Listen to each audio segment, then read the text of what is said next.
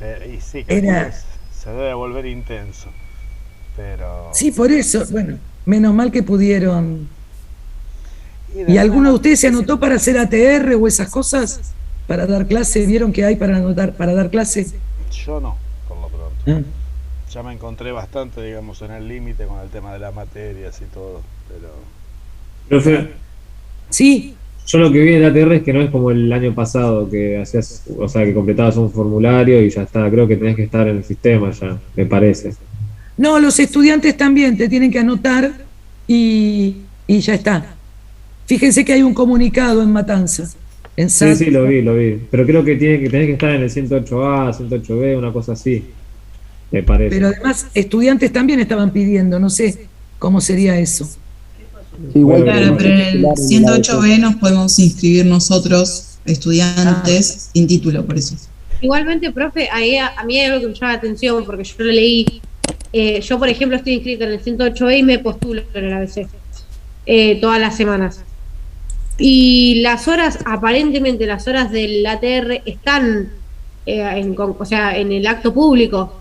Entonces, si uno está en el 108B y se postula, como que agarra las horas del ATR, no es como el año pasado, porque ah, Claro, es presencial, es en claro, por eso colegios. digo. Sí, todo un tema. bueno, vamos a ver cuánto me resiste Internet. Digo, hasta que mañana lo arreglen. O me cambian el módem o los cables, algo van a tener que hacer mañana. Eh, O los manda a freír Buñuelo, profe. ¿Cómo? O los manda a freír Buñuelo también. No escuché, no entendí. O los manda a freír Buñuelo, digo. O cambian el internet o los manda a freír Buñuelo. Sí. Sí, sí, tal cual. Esa es la idea, los mando a freír buñuelos, me parece. Porque estoy harta de tener que pagar a cambio de que no funcione. Bueno, Perdón, profesora, le iba a sí, comentar, de los ATR se va a acto sí. público, mira, se va a acto público, se Ah, concursa, digo, por puntaje. no es como el año pasado. Mi mujer es directora y me estuvo diciendo que se concursa. Ah, ah. Quiere decir que tienen que estar entonces en el listado, como decía Leila, En el estado en el oficial, sí, 108B. en el 108B, sí, Claro, sí, sí. claro. Hay que estar en el sistema. Ah, exacto, no, no pueden estar afuera del sistema. No. Bueno, vamos a empezar. Espero que resista ahora cuando compartan. ¿Se acuerdan que lo último que terminamos la semana pasada había sido Guatemala? ¿Sí? Y el movimiento de Arbenz. Para terminar con este periodo, porque mi idea es, yo después, la semana que viene no vamos a tener clase, porque el martes es feriado, así que la semana que viene no tenemos clase, ni lunes ni martes. Yo les voy a mandar la bibliografía, porque la idea es que quiero ver hasta dónde llegó hoy con dos temas. Uno es la revolución boliviana de 1852 y el otro es la revolución cubana de 1952 y la revolución cubana de 1959. Así que un poco la idea es ver si terminamos con este periodo terminamos con los populismos, vemos estas revoluciones que son en el medio de la Guerra Fría, para llegar a ver cómo se organiza la década del 60 a los 70, todo lo que tenemos entre golpe de Estado y movimientos guerrilleros de izquierda, para llegar a los 80, el Plan Cóndor y demás. Por lo menos llegar hasta ahí, viendo en el medio incluso la revolución nicaragüense, que es de 1979. ¿Sí? No voy a poder llegar al 2000, pero por lo menos dejar planteado o en grandes bloques estos gobiernos de dictaduras, el Plan Cóndor dentro de América Latina y por ahí la salida de democracias débiles y neoliberalismo en los 90, como para que tengan una visión de todo lo que fue pasando. Yo sé que en Argentina deben estar más o menos por el mismo periodo o están por Perón todavía. Están por Perón todavía. Todo es ¿Sí? Perón con Juan, de alguna manera. Ah, bueno. Bien. Entonces, si están por Perón, nosotros ya lo pasamos, porque ya vimos Vargas, Cárdenas, o sea, ya salimos de ese periodo. Vamos a ir a trabajar ahora el 52, que coincide, y después el 59. Lo que puse en este PowerPoint es bastante contenido, vamos a ver si lo llegamos a ver y si no lo leen ustedes para que lo tengan para poder leer, y después les voy a mandar la bibliografía. Es muy posible que trabajemos la Revolución Boliviana del texto de Mirés, que tiene un capítulo completo y que es de esos libros donde tiene varias versiones al mismo tiempo, ¿sí? Bueno, vamos a ver si puedo compartir, porque la verdad que no sé si lo va a permitir, pero vamos a intentarlo. Disculpe, profe, ¿hoy qué vemos? Ahora vamos a ver Revolución de Bolivia y después, si llegamos, Revolución Cubana. Joya, joya.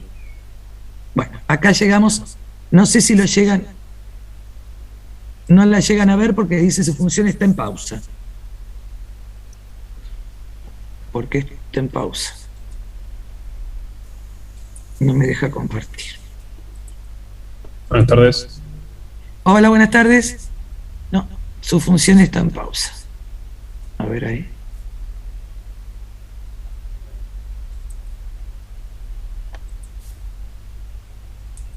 No. Vamos a ver si saco alguna cosa.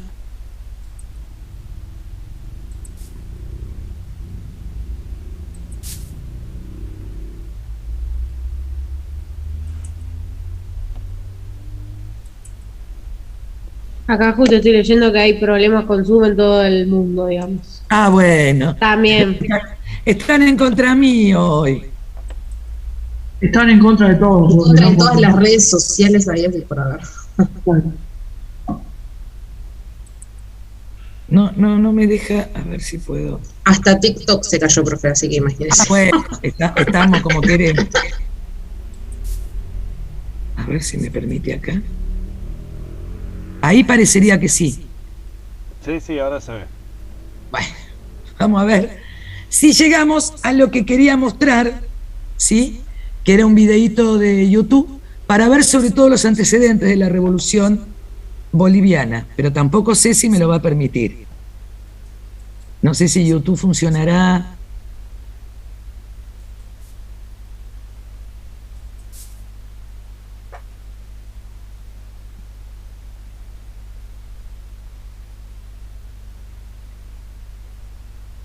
Vamos a ver. Esto en clase no pasa. En la presencialidad no pasa. Bueno, ¿están viendo algo? Sí, Como que está cargando. Mi profe está cargando la página. Bueno.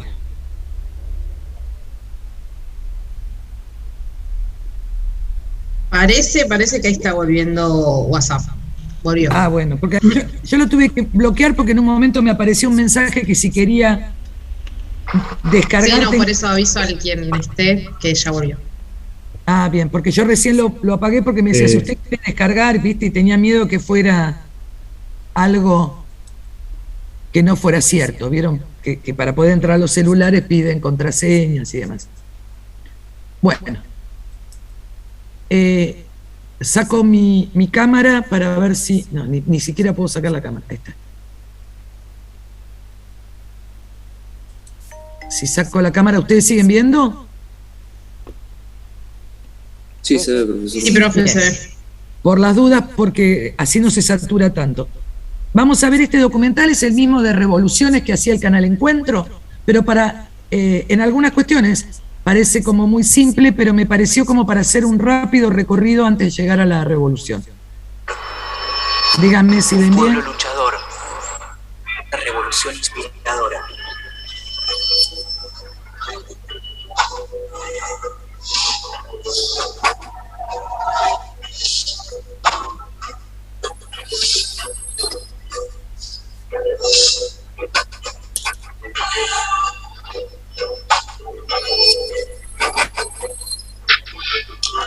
Revoluciones.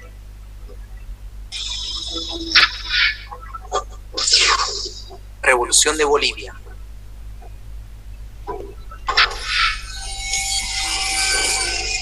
(1900) El inicio. A principios del siglo XX, En Bolivia, las clases sociales se dividen según la raza. Gobierna el país el estrato más alto, una minoría blanca compuesta por empresarios mineros, latifundistas y políticos. Más abajo se encuentran las clases medias, profesionales, empleados privados y estatales, estudiantes y los trabajadores de las minas. En el escalón más bajo están los pueblos indígenas, que representan el 60% de la población. La economía del país está sustentada por la extracción de estaño, una industria que deja a los privados más ganancias que al propio gobierno. Esa extracción, a su vez, se sostiene por la explotación inhumana de los trabajadores. Poco ha cambiado desde la conquista española. Ni la ambición sobre las riquezas, ni la pobreza del pueblo, ni el deseo de terminar con la dominación.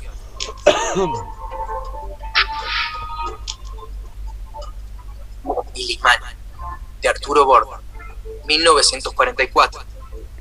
El Yatiri, de Arturo Borda, 1918. El Mendigo, Cecilio Guzmán de Rojas, 1919.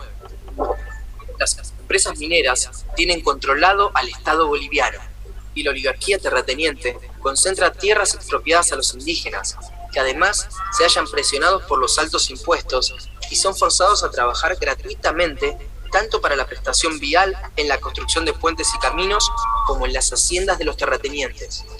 Como el voto está prohibido para los analfabetos, las clases bajas no pueden terminar con ese dominio. 1932, la Guerra del Chaco. En 1932, estalla una guerra entre Bolivia y Paraguay por el Chaco Boreal.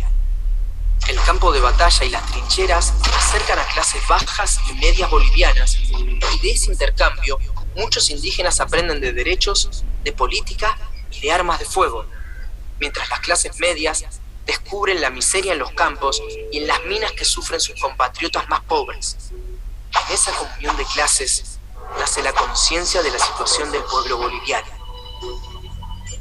En 1935, Bolivia pierde la guerra, y esto provoca en la población el surgimiento de un gran sentimiento nacionalista. Muchos jóvenes del ejército, que repudian la actitud incompetente de sus jerarcas durante la guerra, entran a la política.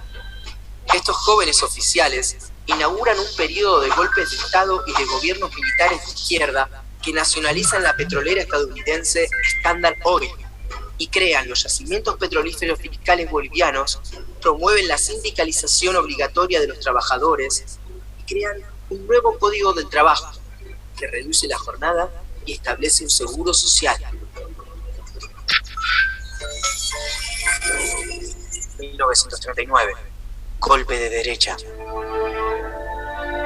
En 1939, el socialismo militar es desalojado del gobierno por la oligarquía, que retoma el control del Estado y coloca como presidente a Enrique Peñaranda, quien se vincula fuertemente con los Estados Unidos, prometiéndoles los minerales necesarios para la campaña de la Segunda Guerra Mundial que está en marcha.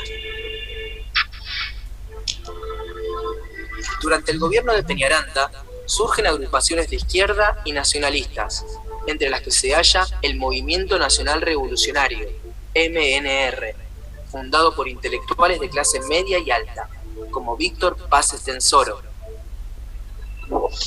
Nombre: Ángel Víctor Paz Estenssoro. Lugar y fecha de nacimiento: Tarija, 2 de octubre de 1907. Origen social: medio alto. Profesión: político. El MNR es nacionalista, antioligarca y antiimperialista, y es apoyado por algunos grupos militares y por los movimientos obreros y campesinos. 1943, golpe a golpe. En 1942, trabajadores de las minas Catavi y Siglo XX se declaran en huelga demandando mejores salarios. Y Peñaranda, que aún tiene vigente su promesa de asistir a los Estados Unidos en la guerra, envía tropas para reactivar la mina y asesina a 35 personas. Esto provoca la reacción del MNR y de facciones de izquierda del ejército, que derrocan a Peñaranda. El mayor Gualberto Villarroel López asume como presidente de facto y Paz Estenssoro, su ministro de Hacienda, se vuelve un pilar de su gobierno. Impulsa el primer Consejo Nacional Indígena, crea la Federación Sindical de Trabajadores Mineros de Bolivia, FSTMB, y suprime el trabajo gratuito, beneficiando a cientos de miles de bolivianos, mientras perjudica los intereses de los terratenientes y de los empresarios mineros. 1946. Corre más sangre. Villarroel y el MNR despiertan una fuerte oposición en la oligarquía y en los Estados Unidos, que lo consideran pro-nazi. Una multitud, compuesta por estudiantes, profesores y trabajadores, lincha al presidente, a quien consideran un fascista. Es un momento de gran confusión. Tras varios presidentes interinos, se realizan elecciones, en las que Paz Estenssoro es vencido por Enrique Herzog, quien intenta deshacer los progresos sociales conseguidos para el pueblo. Pero Paz Estenssoro, exiliado en Buenos Aires, reorganiza los cuadros de su partido y conspira contra Herzog. El MNR provoca rebeliones y huelgas mineras y sindicales. En agosto de 1949, Paz Estenssoro impulsa una insurrección que tiene lugar en Santa Cruz de la Sierra, Sucre, Potosí y Cochabamba, y que resulta reprimida de modo sangriento por el ejército. Este hecho termina de dividir a la nación. En medio del caos, en 1949, las elecciones legislativas demuestran que el pueblo se vuelca masivamente hacia la izquierda. Herzog deja el poder a su vicepresidente y desaparece de la escena exiliándose en Madrid. Finalmente, el 6 de mayo de 1951, el MNR obtiene la presidencia para Paz Estenssoro. 1952, el pueblo al poder. Las empresas mineras intentan anular los comicios y darle el poder a una junta militar. Pero en respuesta, el 9 de abril, en La Paz y otras ciudades, emerge un levantamiento popular. Mineros y campesinos armados, en su mayoría mestizos e indios, se unen a las milicias del MNR y a la Federación Sindical de los Mineros y enfrentan al ejército, que busca tomar el poder. Los insurgentes reciben alimentos, abrigo y refugio de parte del pueblo. Y algunos miembros del ejército cercanos al MNR abren los cuarteles para armar al pueblo.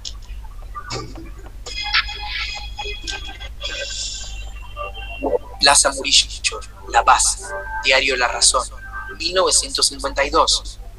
Revolución en La Paz, Diario La Razón, 1952. Campesinos armados, Diario La Razón, 1952. Finalmente los revolucionarios triunfan y el 14 de abril Estenssoro es recibido en La Paz, desde donde gobierna 4 años, durante los cuales se reorganiza el ejército con oficiales cercanos ideológicamente, se nacionalizan las minas y se crea la empresa minera del Estado. Se formulan las primeras propuestas de reforma agraria y se instaura el sufragio universal. La revolución inspira la lucha revolucionaria en América Latina. En junio de 1960, Paz Estenssoro vuelve a ser elegido presidente. Un año después, una nueva constitución que permite la reelección causa la división interna del MNR. El presidente pierde muchísimo apoyo del pueblo y de su propio partido. 1964, el fin de la revolución.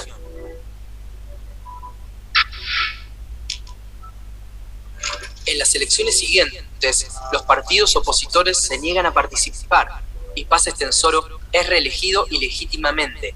Y poco tiempo después, en 1964, es derrocado por el general René Barrientos, su propio vicepresidente. La revolución pierde legitimidad y esto provoca que mineros, opositores y campesinos se manifiesten en contra. El ímpetu revolucionario se diluye con el tiempo, pero demuestra el poder de los indígenas, campesinos y mineros organizados en la política del país. Un poder que recién en el 2005 coloca al primer presidente indígena en Bolivia.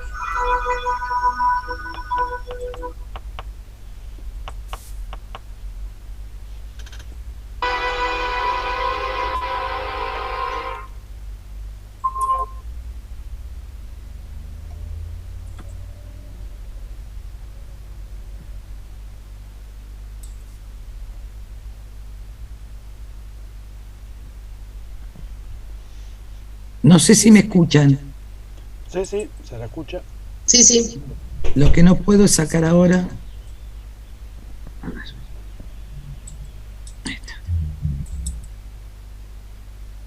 Ahí está. A ver si vuelve la pantalla.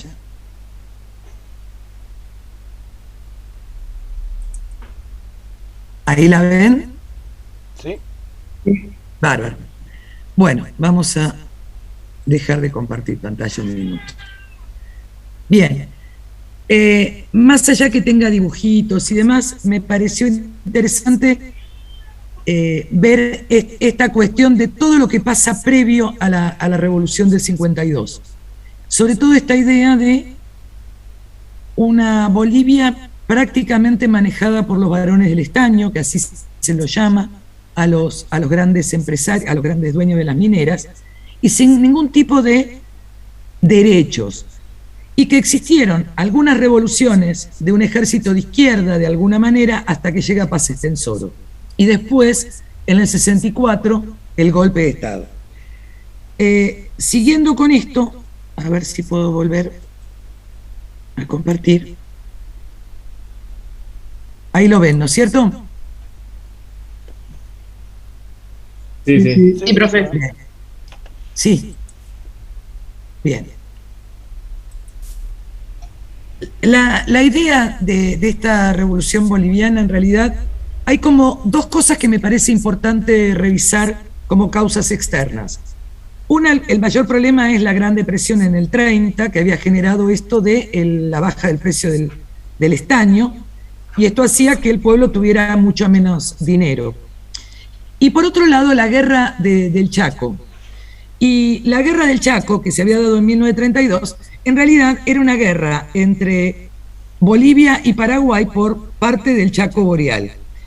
Esta guerra, en realidad, llevó a que, si ven en el mapita, toda esta parte, este gran Chaco, pertenecía a Bolivia y lo pierde en manos del Paraguay, ¿no? Esto genera, en realidad, una sensación de, lo que decía inclusive en el video, una idea de nacionalismo, porque pierden gran parte de su territorio.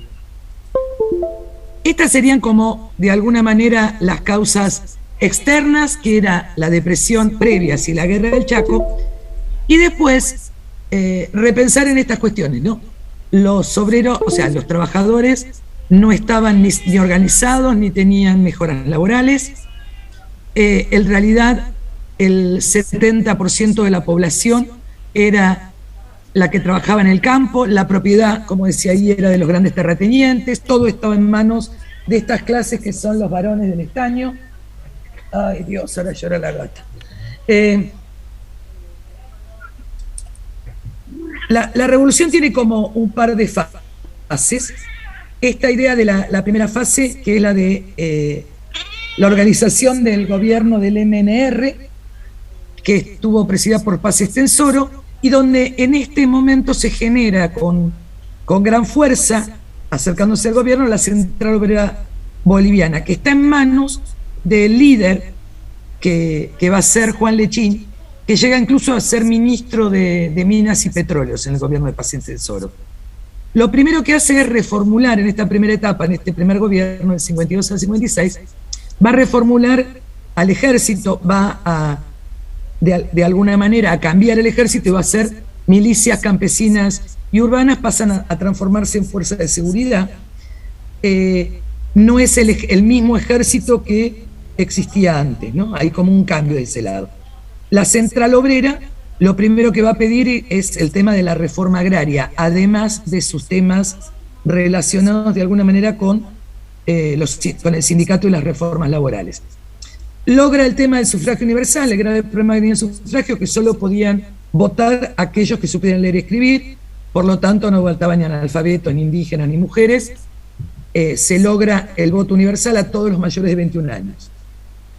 Este tema que yo les decía de la reforma del ejército, que de alguna manera quedan reemplazados esos militares que habían sido los que habían hecho la cantidad de golpes de Estado de derecha. Va a haber la nacionalización de las minas. Las empresas eran 3, Aramayo, Patiño y Hotlit eran los varones del estaño. Y estos son los que manejan absolutamente toda la economía. Además, se va a establecer esto de un banco minero que era el encargado de las exportaciones, ya que son expropiadas estas empresas. Y en un primer momento, esta nacionalización no trajo dudas contra Estados Unidos, porque en la nacionalización se les pagó muy bien a las empresas, ¿sí? Lo que tenemos que tener en cuenta es que estamos en un periodo de Guerra Fría y que para algunos autores incluso esta revolución es antecedente de la Revolución Cubana. Y de hecho Fidel Castro dice que él abrega en un montón de reformas que se hicieron en Bolivia con relación a los campesinos. ¿Preguntas hasta acá? No. No, profe. ¿Alguna cuestión? A mí con el final del video, pero ya es al final de la revolución, no entendí por qué es que la oposición no se presenta cuando son las elecciones. Porque era una tercera reelección. Era la tercera reelección de Paz Extensor. Había hecho una ley para tener una reelección más. De hecho, en el 52, cuando Paz Extensor se va, vive en Buenos Aires. Y es desde acá donde tiene él, cuando se hacen las elecciones en el 52, después de la revolución, él tiene que viajar desde Buenos Aires, o sea, lo nombran presidente sin estar presente, porque había estado exiliado, y después vuelve a venir a exiliarse a la Argentina. Por supuesto, durante un tiempo. Después en el 64 ya cae el golpe de Estado, así que es el inicio. Todavía no estamos en golpe de Estado, porque es en el 66, el de Onganía. Pero está un tiempo y después se vuelve a ir. ¿Dónde terminan la mayoría? En Europa. Terminaban en España, ¿sí? ¿Alguna otra cosa? A mí me fascina lo expeditivo que son los bolivianos, los amo. Cuando le rompió un poquito los quinotos uno, lo colgaron. Sí, bueno. Que no hace muchos años atrás hicieron otra vez lo mismo. A un alcalde de no sé qué pueblucho también lo habían terminado colgando. El grave problema que tienen es, insisto en esto, es tal el sometimiento y un sistema feudal casi similar, más allá que el sistema feudal no lo podemos utilizar como lógica en América Latina, porque no estaría dentro de lo que establece los cánones del sistema feudal, no, eso sucede en Europa, no en América, pero de alguna manera este tema de no se termina de romper, y aunque parezca mentira, hasta la llegada de Evo Morales no se termina de romper con esta estructura colonial que tiene Bolivia, ¿no? Si alguno de ustedes conoce Bolivia o lo conoció antes de Evo Morales, la verdad que era una actitud absolutamente colonial, una actitud de dominación de los blancos hacia los indígenas muy fuerte, muy fuerte. Yo no sé si alguien estuvo. Ahora yo conozco, fui antes de la época de Evo, y también está el tema de la pelea entre el oriente, digamos, petrolero, ¿no? Con otra región. ¿Qué pasa en muchos países, ¿no?, de Latinoamérica? La parte rica con la parte pobre también. Sí, la diferencia entre La Paz y Santa Cruz de la Sierra es muy fuerte, y una de las cuestiones también es... Ellos dicen los camba contra los indígenas, porque le dicen indígenas. Exactamente, indígenas. Y el tema es que ustedes saben que en Santa Cruz de la Sierra es una de las colonias alemanas más grandes. En Santa Cruz de la Sierra la mayoría son rubios, pero rubios alemanes, digo, eso que llama mucho la atención por la altura y demás, frente al resto de los indígenas. Hay una idea de sometimiento muy particular, que por ahí nosotros no tenemos esta relación, no porque seamos mejores, sino porque nosotros masacramos a los indios en la campaña al desierto, digo. De alguna manera esa fue la diferencia. No es que nosotros fuimos mejores, ni mucho menos. Nosotros a los indígenas que teníamos los masacramos, y a los que no los dejamos excluidos de todo sentido. Más allá de que las poblaciones indígenas eran mayores, por supuesto. Pero digo, la pelea entre ellos mismos, porque ellos querían también la autonomía de Santa Cruz de la Sierra, ¿no? Sí, Santa Cruz de la Sierra pide su autonomía, pero porque no quieren tener relación con los indígenas. ¿no? Además, bueno, por otro lado, en Santa Cruz de la Sierra, una de las cosas que llama la atención, o por lo menos yo viajé en los 90, entonces estoy hablando de una era absolutamente diferente, donde el que era presidente, no me va a salir el nombre, pero bueno, nada. Para que sepan, el intendente de La Paz se llamaba Ronald McLean Avaroa, para que tengan idea quién manejaba el país, ¿no?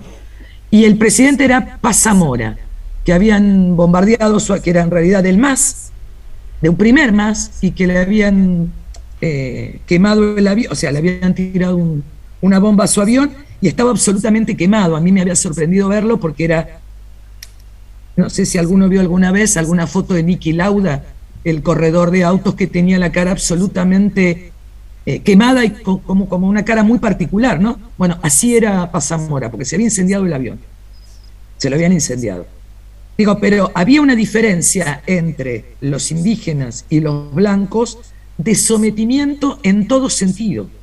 O sea, no tenían derechos, no tenían posibilidad ni siquiera de manifestarse. ¿No? Es algo muy particular. Yo creo que se los conté a ustedes, que fue una marcha de docentes y que pedían $100, y cuando yo viajé a La Paz, recién había empezado a trabajar, tenía 5 años de antigüedad nada más, yo cobraba $150, ¿no? Ellos pedían 100 porque cobraban 70. La diferencia entre los maestros, los profesores en Bolivia y en la Argentina. Estoy hablando de los 90, donde estábamos en la crisis, ¿sí? Económica. Y me sorprendió que desde en la manifestación, ahí por Plaza Murillo, en el centro, desde los balcones le tiraban agua a los maestros, y yo miraba y decía, en Buenos Aires, en Avenida de Mayo, alguien en cualquier marcha nos hubiera tirado agua, no quedaba un vidrio sano, digo, porque también es cierto que nadie iba a bancarse que le tiraran agua. Bueno, ahí tiraban agua y se corrían. Estaban absolutamente discriminados los maestros, sobre todo porque eran los maestros indígenas. Pero además, como si no existieran, ¿no? Y la gente de dinero no los dejaba subir en los mismos ascensores, no se les podía hablar, porque a mí me pasaba que yo hablaba y me decían, no, con ellos no se habla. Una cuestión absolutamente violenta, ¿no? La violencia estaba en la calle. Pero era colla, le decían. Exactamente. Sí. Pero además, la violencia con la que lo trataban, cómo los echaban. Todos los mineros de Potosí, por ejemplo, me llamó la atención. No había accidente de trabajo, estoy pensando en el periodo previo a Menem para nosotros. Y me llamaba la atención la cantidad de gente que le faltaban los brazos pidiendo en la calle, y que tenía que ver mucho con esta explotación de la minería, que no tenía ningún derecho. Pensando en una Bolivia que había hecho esta revolución, ¿no?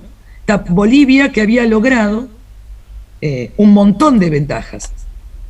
Una de las cosas que me llamó la atención, yo no sé si ustedes saben que cuando bajan desde La Paz para ir al Palacio del Quemado, el Palacio del Quemado es la Casa de Gobierno, es como para nosotros la Casa Rosada, bueno, se llama el Palacio del Quemado. Venían de Santa Cruz, la Central Obrera Boliviana, y venían, no tenían muchas armas al principio, así que lo que tenían eran cargas de dinamita que habían conseguido, que las traían de las minas, obviamente.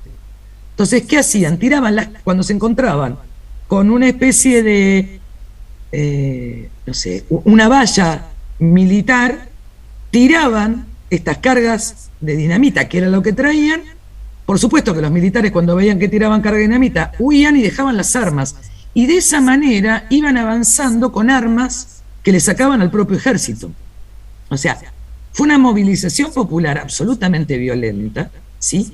Hablan de 500 muertos en principio, pero se supone que fueron muchos más. En Bolivia, incluso hasta el 90, no había un registro civil donde se inscribieran todos. A mí me llamaba la atención que por la radio decían, nació el número no sé cuánto en el país, porque en realidad no los inscriben. Ahora sí, pero en ese momento no los inscribían, así que no se sabían ni qué población tenían. ¿Sí? O sea que estamos pensando en una sociedad que hasta la llegada de Evo Morales, en realidad estaba viviendo en esta revolución se cambia un montón de cosas, pero después el final va a terminar siendo Evo Morales, sobre todo por el tema de la cantidad de derechos. Por eso no es casual el golpe de Estado a Evo Morales y la persecución del MAS. Y si uno lo piensa en el golpe de Estado que hace la policía principalmente y parte del ejército con Yáñez, es absolutamente violento con todo lo indígena.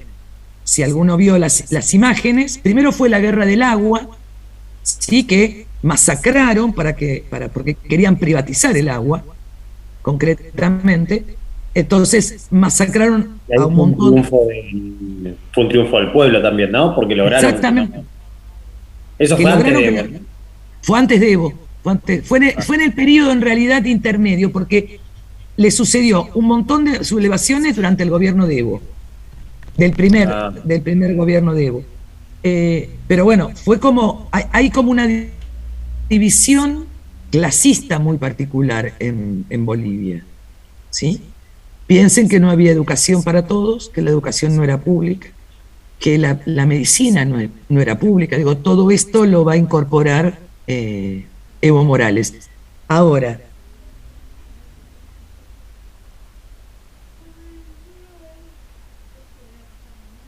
absolutamente invisibilizada en la mayoría de nuestras clases de historia. O sea, está como se pasaba con Haití, ¿se acuerdan? O sea, esto de Bolivia lo reivindican a partir de Evo Morales, pero si no estuvo durante muchos años, yo no sé si ustedes estudiaron la revolución del 52 en la escuela secundaria.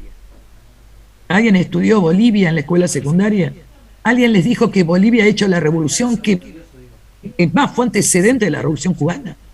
Digo, en líneas generales, son estas invisibilizaciones, porque como bien decía uno de sus compañeros, era el pueblo.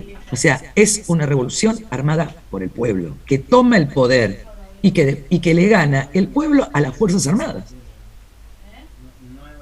Insisto, teniendo como armas la dinamita que se traían de las minas. Entonces, realmente es muy importante como antecedente y cómo después esto es dominado por otros sectores.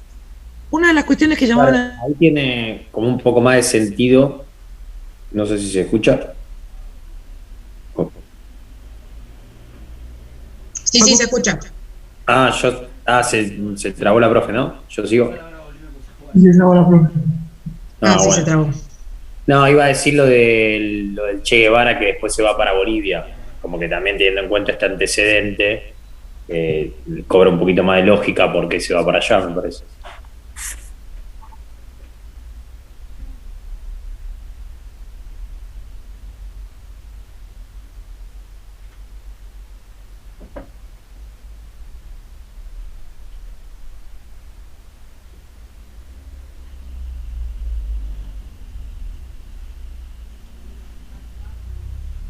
Chicos, ¿están?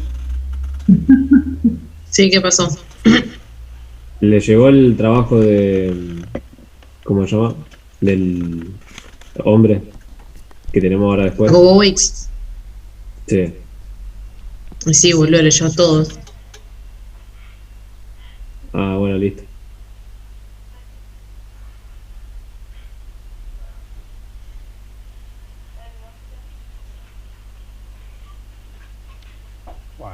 ¿Cómo es la vida en las redes sociales, Facu? Y mirá, estoy a punto de rajarme un tiro. No me acuerdo cómo se habla con la gente. ¿Te diste cuenta que volvió? Estás trabado. ¿Te diste cuenta que volvió y se volvió 2 segundos nada más fueron. Claro, sí, sí. Y Instagram me anda y de ratos no sé, qué sé yo. A mí no me anda una mierda. Lo único que estoy usando ahora es Twitter. Pero nada, Twitter nunca falla, ¿viste? Es la vieja confiable. Es verdad, es verdad. Sí, sí, sí, te enterás de todo ahí. Ahí sabes si se cayó, si no se cayó, Telegram, si ya volvió. Telegram también se cayó, o sea, se fueron todos a Telegram y se cayó. Y acá están todos en Twitter y nunca se cae, nunca. Andaba mal igual hace un ratito Twitter también, pero no se cayó. En Twitter es tendencia la caída.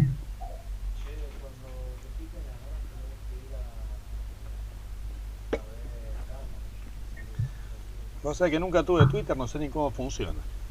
Tampoco Instagram, de hecho. Y pero... lo que pasa es que sos... Es una red social, Alexi, donde opinás. No hace falta que comentes si no querés, si nadie te comenta. Vos seguís personas y opinás. Está el profesor Gada, no sé si te acordás. No sé si alguna vez lo tuviste, lo conociste. ¿Quién? Es de filosofía. Gada. el de filosofía. ¿Tiene Twitter? No, tiene un montón de seguidores, boludo. Es re famosito. ¿Posta? Mirá. Sí. Nosotros tuvimos a Rabinales. Claro, en Twitter, Alexi, vos escribís, no sé, recién salí de trabajar y lo publicás.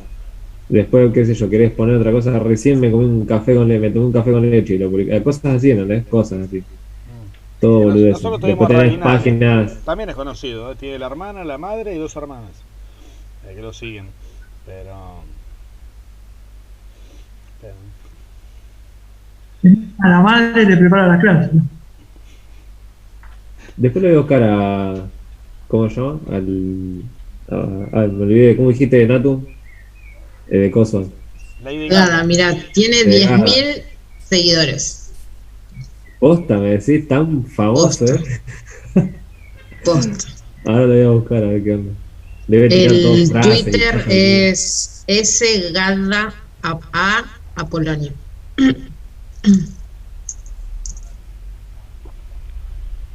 Sí, ahí lo encontré.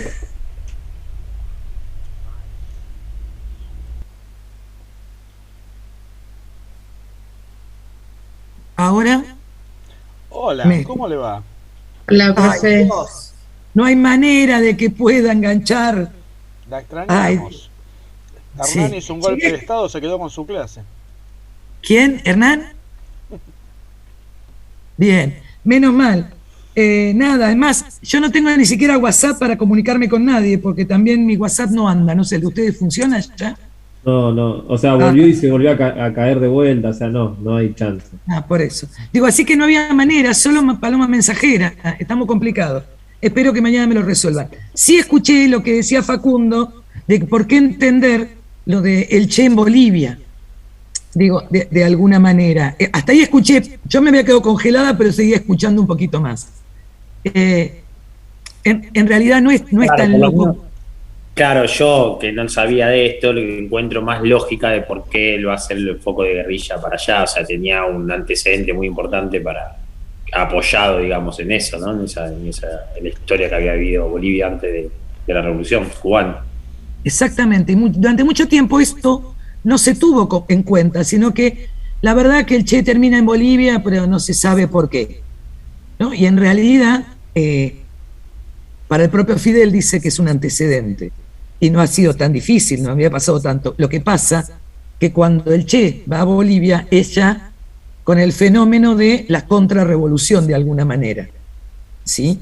Y de todo el movimiento contrario, entonces tiene que ver con esto, pero no sería nada extraño que pensara que había un movimiento campesino que iba a sostener esa revolución del 52, que es el movimiento campesino y el movimiento minero, ¿sí? Los sectores más bajos de la sociedad en esa pirámide que aparecía, que más que una pirámide en realidad, la pirámide es solo la punta, porque lo demás, la gran masa, siguen siendo los que no tienen ningún tipo de derechos, ni de mucho menos. Pero fue una de las revoluciones más fuertes del pueblo, ¿sí? O sea, comparable con Haití, digo, de los sectores más bajos tomando el gobierno. Hiperviolenta, pero a través después sí de relaciones democráticas. El tema es cuando el presidente sigue sosteniendo esa revolución quedándose en el poder. Lo primero que les decía, esto de cuando se hace la estatización de las minas de estaño, la contradicción, ¿no? Porque hoy las minas más importantes son las de litio. Y hoy Bolivia vuelve a tener un poder importante minero por el litio, no por el estaño. cuando es lo del estaño, tenía mucho miedo que Estados Unidos, ya estábamos en el periodo de Guerra Fría, interviniera, pero se les pagó a las empresas más del valor que correspondía. Esto también fue en contra del presidente, no por temor. Y otra de las cosas era, Estados Unidos no quiere romper directamente con Bolivia por la idea de la existencia de un mito, porque después no existió tanta cantidad de petróleo como ellos suponían, ¿no? Que iba a haber en la zona limítrofe con Venezuela, en lo que sería la zona de las Yungas o del Beni, que esa zona tenía gran cantidad de petróleo. No tenía tanta cantidad, pero ellos pensaban que era un lugar donde es preferible no tenerlo de enemigo, porque todavía había algunas empresas de la Texaco que estaban dando vuelta por ahí.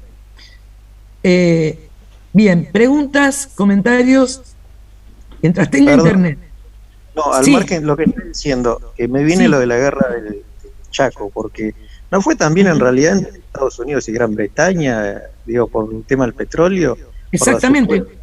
¿No? Por la Shell creo que fue la Standard, ¿no? Claro, porque creían que había petróleo ahí, que no había en realidad, en la cantidad que suponían. Unos apoyaban a Estados Unidos apoyaba a Bolivia y a Paraguay lo apoyaba a Inglaterra, Gran Bretaña, que era su aliado.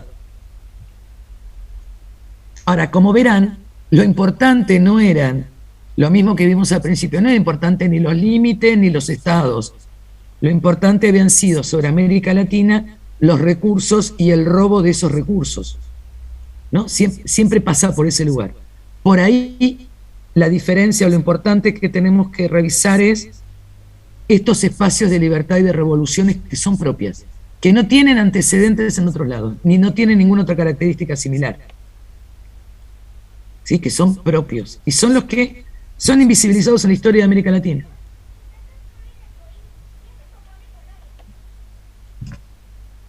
¿Algún comentario más? ¿Alguna cosa? No, yo estuve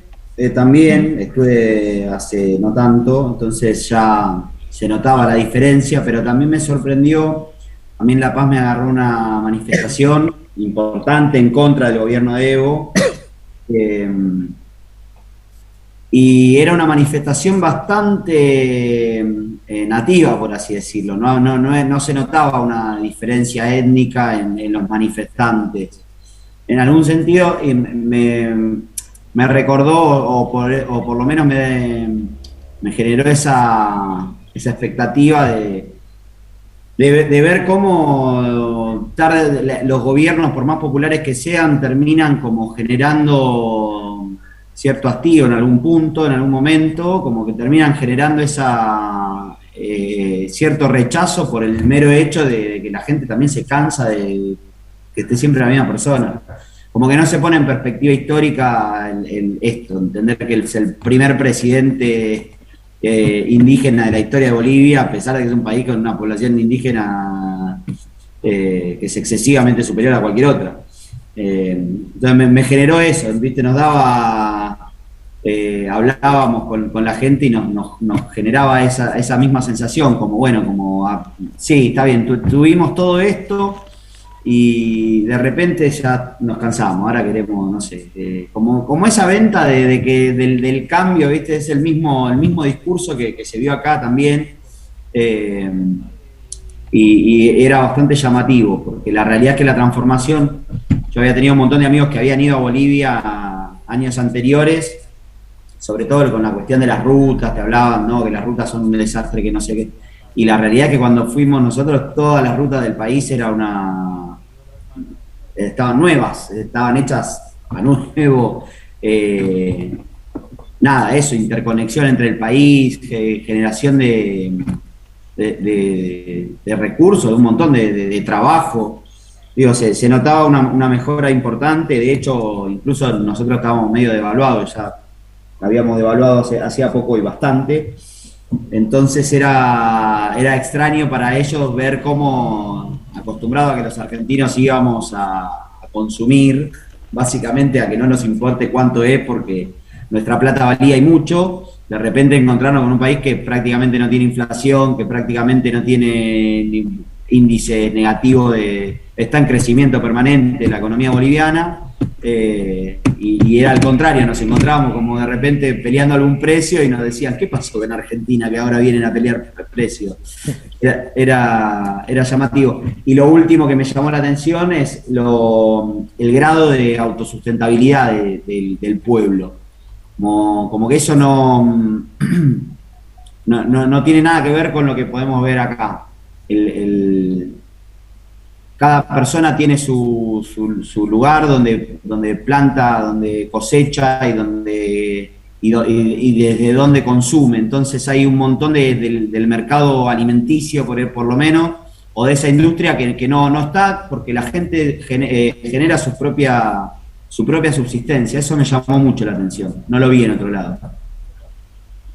Sí, es muy, muy particular esto que contás. Claro, yo vi otra Bolivia, vi la Bolivia de la época prácticamente, aunque no estaban los varones del estaño, pero más o menos. Digo, vi esa otra Bolivia donde para usar una ruta y poder llegar, por ejemplo, hasta Chupayas o subir de alguna manera al alto, entraban en camionetas, las mismas que después yo utilicé para ir a la Ferrer. Digo, cuando yo en esa época no había, después cuando iba a la escuela en la Ferrer, yo iba con la camioneta desde Liniers, donde íbamos todos juntos. Bueno, yo eso la primera vez lo vi en el 90 en Bolivia, porque acá no existían y no había más que ripio. Y llevar las gallinas arriba. Sprinter 0 kilómetros utilizo. Tal cual. Digo, y ver, no había ripio y resbalaban las camionetas, digo, unos senderos que daban miedo. Digo, no había rutas, no las había. La verdad eso me sorprendía también, la cantidad de esas camionetitas, que acá no hay mucho, por lo menos las que vi yo en Bolivia no hay muchas, son todas chinas, pero todos vehículos nuevos, no había prácticamente, en La Paz no había mucho auto viejo, no había, la realidad es que era un país totalmente diferente a como me lo habían contado, digamos, por lo menos en lo que yo experimenté, eran todos vehículos nuevos, está bien, obviamente con particularidades culturales de Bolivia, ¿no? Pero no, me sorprendió, el Alto me sorprendió el hervidero de gente que es una locura, el Alto es una locura, pero la realidad es que me sorprendió gratamente el viaje por Bolivia. Ahora, la realidad es que por algo no duró más que un año el golpe de Estado de Yanina Áñez, de alguna manera. Nadie hubiera pensado que un golpe de Estado iba a durar un año. O sea, evidentemente, más allá de esto que vos decís, Maxi, que veías el cansancio, ahí se dieron cuenta que algo les pasaba y que iban por todo. Porque un año, nunca un golpe de Estado, digo, como mínimo 2, 3 años para hacer elección. No les quedó más que hacerlo en un año porque se les mandraba todo, ¿sí? Sí, yo creo que es que cuando el argumento del otro lado, en contra de Evo Morales, era la falta de constitucionalidad, por así decirlo, la falta de republicanismo, de institucionalidad, la realidad es que si el argumento es ese, después sostener un golpe de Estado que nadie lo votó, digo que no, la realidad es que es ilógico, entonces también creo que va por ahí, o sea, estás yendo en contra del único argumento que tenés en contra de Evo Morales, pues después se puede discutir, la realidad es que la elección, Evo Morales había perdido esa consulta popular sobre si podía reelegirse o no, la había perdido y sin embargo lanzó su candidatura, entonces quizás eso terminó detonando, pero después si vos haces un golpe de Estado te estás cargando ese mismo argumento pro-republicano, por así decirlo, te lo estás llevando puesto también. Entonces me parece que por ahí va. Sí, Alexis. A mí lo que me da pena siempre es esa famosa historia de que parece ser que estos líderes, incluso los líderes de perfil popular, que uno les puede atribuir un montón de grandes acciones, tienen esa manía de atrincherarse en el poder, de atornillarse en las sillas, que cuando uno se pone a revisar un poco la historia se lo encuentra con una cierta frecuencia y que a la larga siempre termina siendo un factor de problema, creo. Sí, pero el problema es que en todas las revoluciones, ¿cómo sostenés cuando las revoluciones termina organizándose de forma personalista. ¿Cómo sostenés sin la imagen del líder unidos a todos? Digo, esto hace que necesites para una transformación en 40 años de destrucción, o 200 años de destrucción, necesitas un montón de años. Lo que pasa que después en las reglas del juego democrático esto se cae. Claro, lo que pasa es que en realidad, le digo, no hay nada más peligroso, por bueno que sea un tipo, que la imagen de que es imprescindible. No importa lo bueno que pueda llegar. Pero por ejemplo, es una imagen jodida, porque termina anulando toda una serie de factores y generando eso.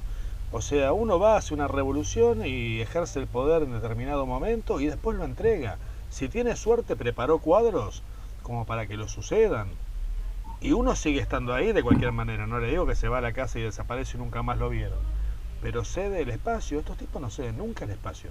No voluntariamente. Pero a mí me parece válido el argumento antipersonalista, porque de hecho me parece que es un escollo que hay que superar. Pero también me parece que hay una doble vara. Porque, por ejemplo, de Angela Merkel, que estuvo en el poder un montón de tiempo, nadie ni se le ocurrió, ni por las tapas, plantear como una dictadura el gobierno de Merkel.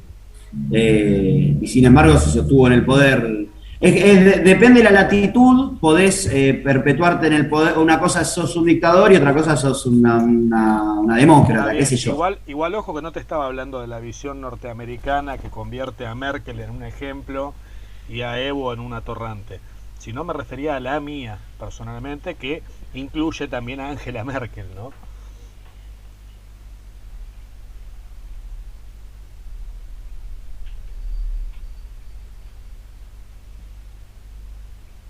Que asume como revolución, no asume democráticamente. Empecemos por ahí. Surge en forma violenta. ¿Cómo sostener una revolución es lo más difícil? ¿Cómo transformarla en democrática una revolución? Cuando yo anulé del juego a un sector para poder tomar el poder. Cuando esos entran de vuelta al juego democrático, ¿sí? Hay problemas. Terminan en golpe de Estado, en persecución y asesinato. Digo, es muy complejo, porque estamos hablando de que no entran por una elección.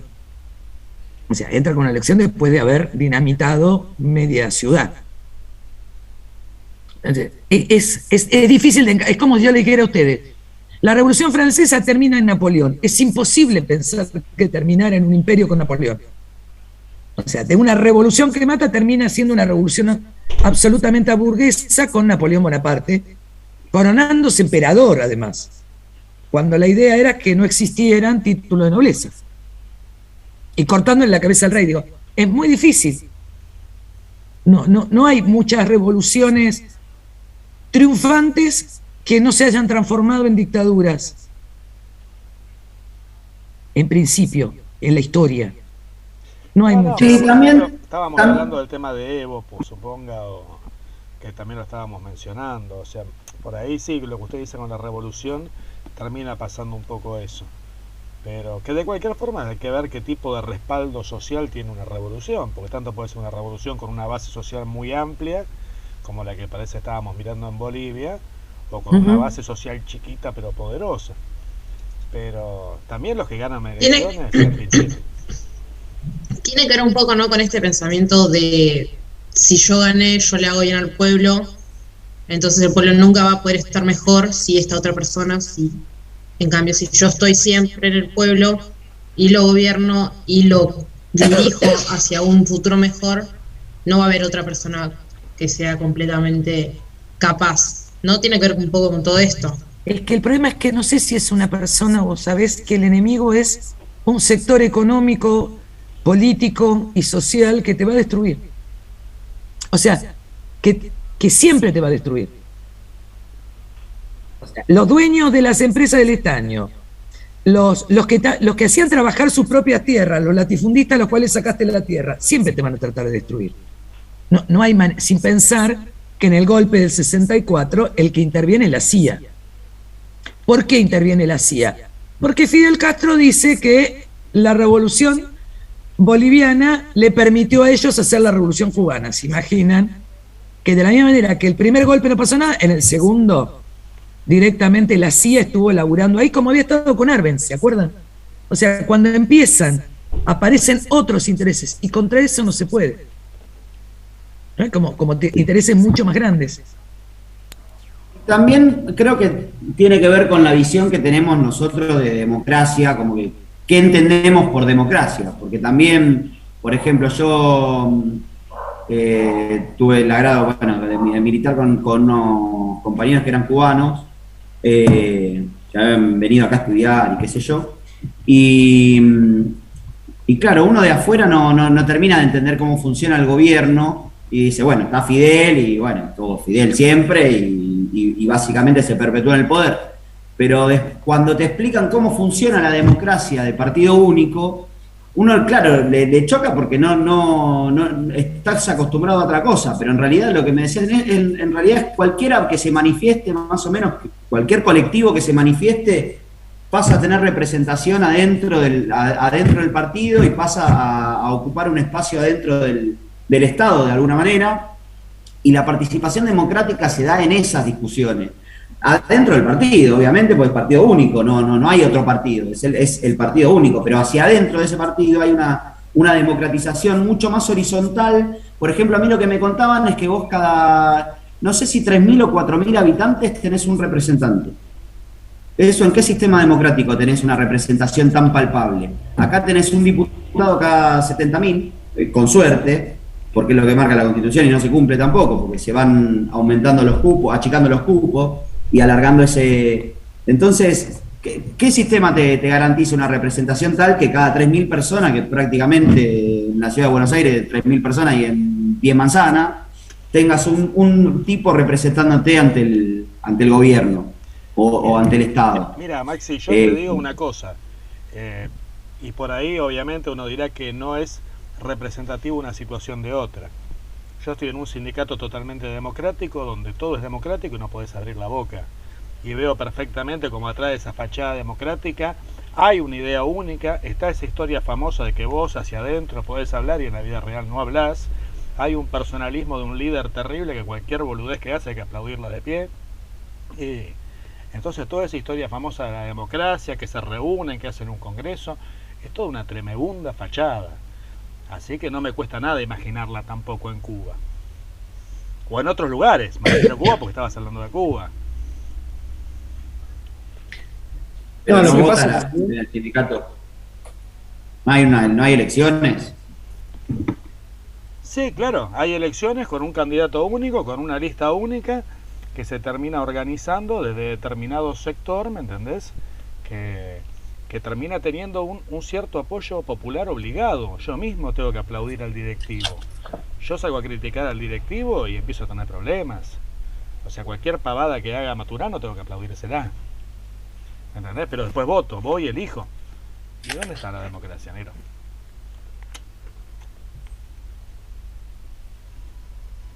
Es diferente, es difícil como término, es difícil qué es una democracia como tal, y qué es una democracia en la burguesía, o sea, en gobiernos burgueses, qué es una democracia en las revoluciones. Digo, si existe como concepto, es muy difícil repensarlo, y creo que en cada lugar tiene una representación propia. O sea, lo que es democracia en la Argentina no es democracia en Bolivia. Digo, hay concepciones, nada, porque acá hay juego de partidos siempre. En Bolivia alguien me puede decir, el MAS es el único partido, ¿sí? Porque el resto ni se presenta, o sea, ni siquiera, lo peor es esto, que no entran al juego democrático. Cuando organizan golpe de Estado no entran al juego democrático. Pero es bastante complejo como tal, que no podría darles una resolución de esto. Nada, me gustaría terminar de ver esto y dejamos para después. La semana que viene no tenemos clases, sino que tenemos después. Vamos a tener clase el 18 para trabajar sobre la revolución cubana, ¿sí? A ver si termino, si me permite compartir esto, porque no solo Dios sabe cuánto va a suceder, cuánto me va a bancar el internet.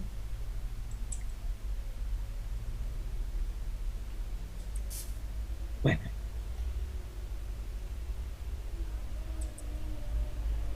habíamos visto lo de las reformas agrarias, la reforma educativa, y por último, este tema de las fases, ¿sí? Hay una elección donde gana Hernán Siles Suazo, y después en el 60 al 64 vuelve el MNR con Paz Estensoro y Lechín.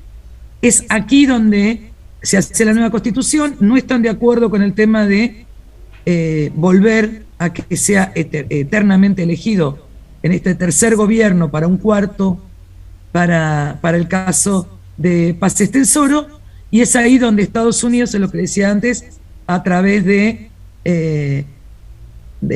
la CIA, la que va a colaborar para el tema de su destrucción de alguna manera. Y que de alguna manera después va a llevar adelante a lo que fue la detención y asesinato del Che Guevara. Yo no sé si me están viendo. ¿Sí? Usted sí, a mí por lo menos no me sale que está compartiendo la pantalla. Claro. Bien. Bueno, evidentemente vieron que no podía funcionar. Si tiene que fallar, va a fallar. Esto es así. ¿Por qué iba a funcionar bien si no viene funcionando bien? Es la ley de Murphy.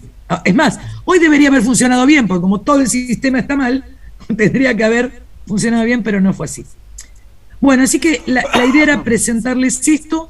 Les voy a pedir que lean el capítulo de Mirés, después se los dejo, que habla sobre la revolución de Bolivia de 1952, porque es muy interesante los trazos que da, ¿sí?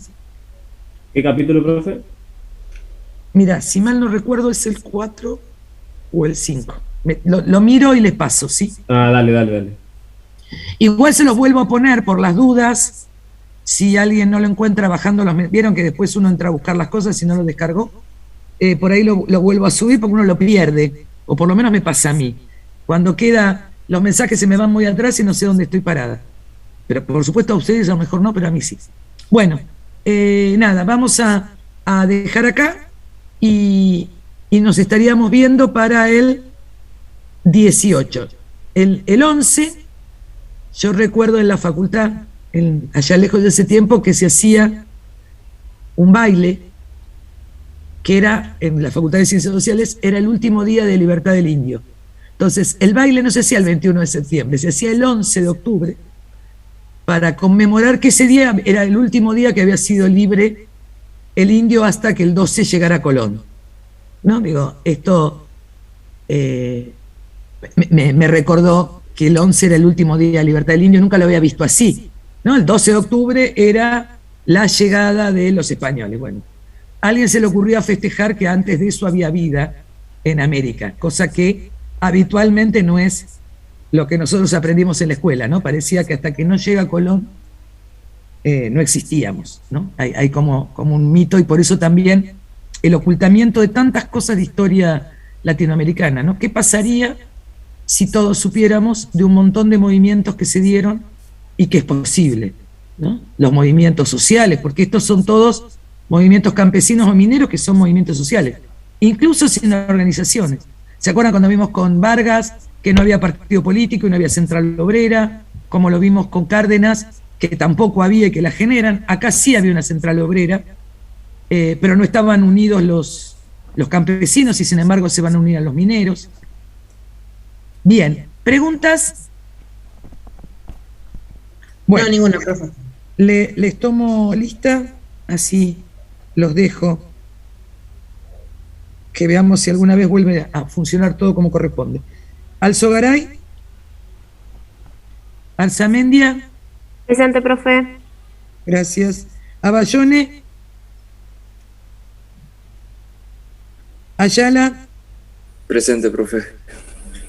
Benítez. Presente. Bonomo, presente. Castaña. Presente.